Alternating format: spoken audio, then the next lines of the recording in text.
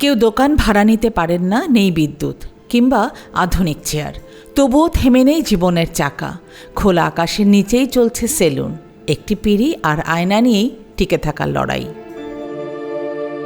শহরের ব্যস্ত ফুটপাত কিংবা গ্রামের বাজারের কোণে এভাবেই বসে যায় ছোট এক সেলুন।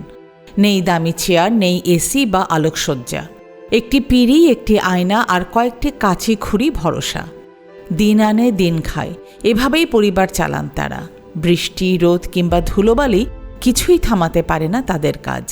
এটা খারাপ কিছু না, এটা ভালো। কাজ করতে এসে কর্ম, গাছের নিচে কাজ করে, আমরাও নিরিবিলি পাই বিদে এখানে আইসে আমরাও কাজ করি। দোকান ভাড়া নেওয়ার সামর্থ্য নেই, তাই রাস্তার পাশে বসেই চলে টিকে থাকার সংগ্রাম। দিনে 4 থেকে 5 জন কাস্টমার হলেই কোনো মতে চলে যায় সংসার। কম খরচে চুল কাটাতে অনেকেই ভিড় করেন এই খোলা সেলুনে। গ্রাহকদের কাছে এটি সাশ্রয়ী আর নরসুন্দরের কাছে বেঁচে থাকার একমাত্র উপায়।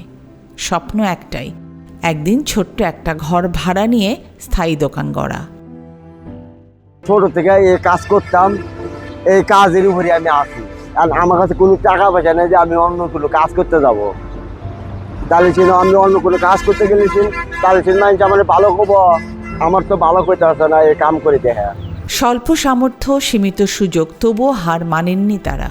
খোলা আকাশের নিচেই চলছে জীবন আর জীবিকার লড়াই। ফারহানা আহমেদ, আয়না টেলিভিশন।